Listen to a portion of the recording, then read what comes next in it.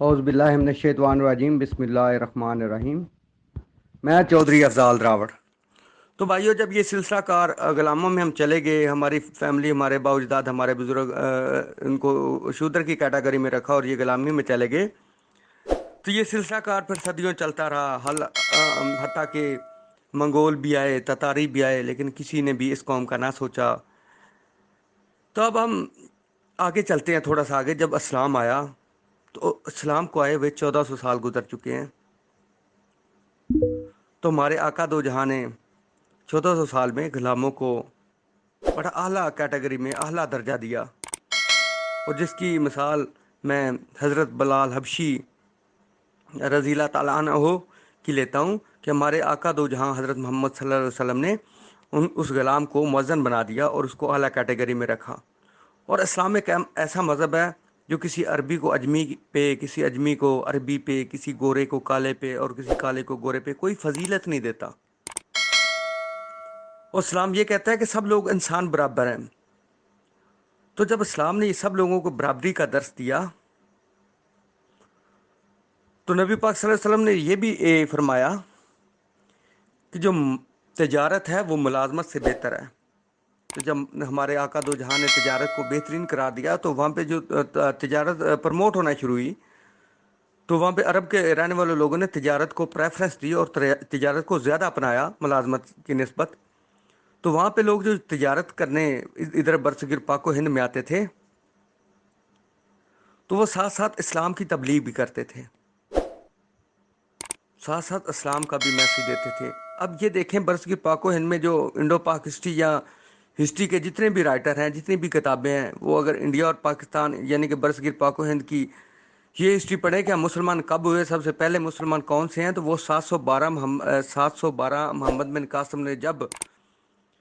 سندھ پہ حملہ کیا راجہ طاہر کے دور میں، تو تب سے وہ ہسٹری سٹارٹ کرتے ہیں کہ محمد بن قاسم کے آنے کے بعد ہم یہاں پہ مسلمان لوگ برصغیر پاک و ہند میں مسلمان شروع ہو گئے۔ تو اس سے پہلے دو ہی قومیں تھے، یا بدھ مت تھے جن کو شودر کی کیٹاگری میں رکھا تھا، یا وہ ہندو تھے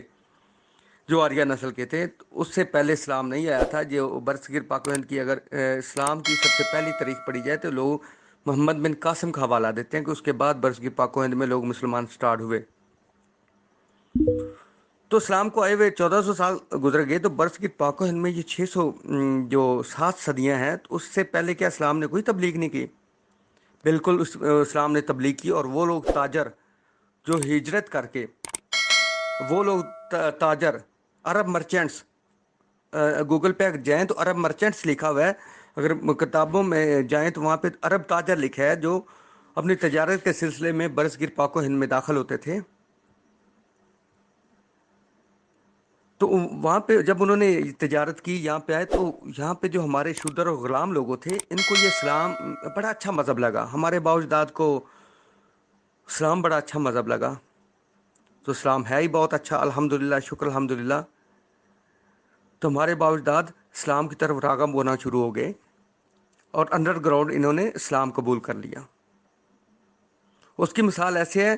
کہ اتر پردیش کرنالا ریاست میں، اگر یہ جو آریہ اور انڈو پاک برصغیر پاک کو ہند والے ہسٹری والے کہتے ہیں کہ 712 میں اسلام آیا، تو میں اب کہتا ہوں کہ یہ 629 میں، 629 عیسوی میں 3 مسجدیں ہیں کرنالا میں، اتر پردیش میں اور مہاراشٹرا میں، جہاں پہ دراوڑ لوگوں کی زیادہ آبادی تھی، وہاں پہ 3 مسجدیں 629 میں۔ اگر اسلام 712 میں آیا تو وہ 629 میں 3 مسجدیں کن لوگوں نے بنوائی؟ تو وہ لوگ دراوڑ لوگوں نے بنوائی جو انڈر گراؤنڈ مسلمان ہو چکے تھے،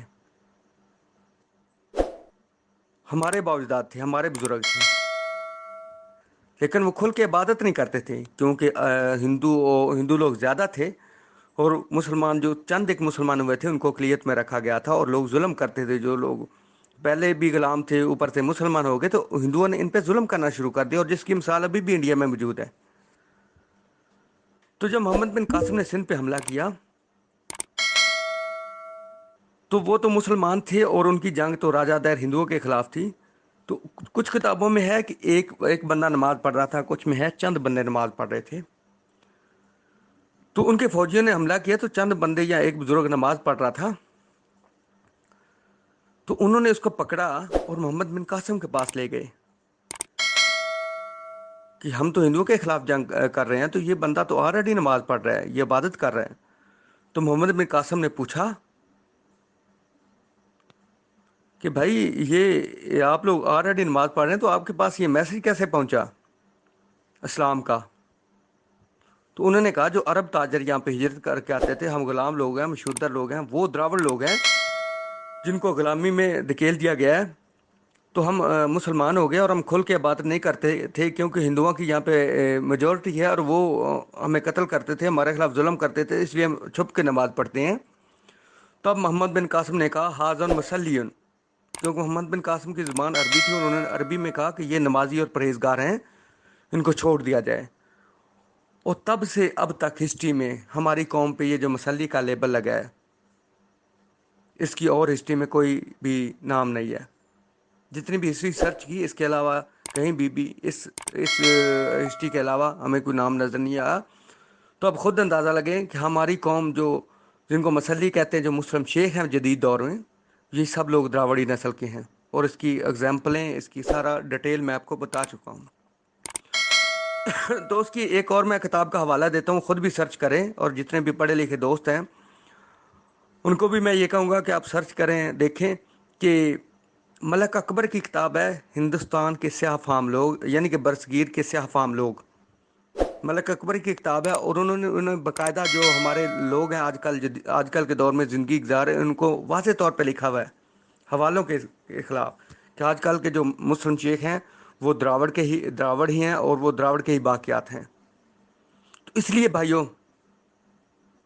دراوڑ ویلفیئر آرگنائزیشن،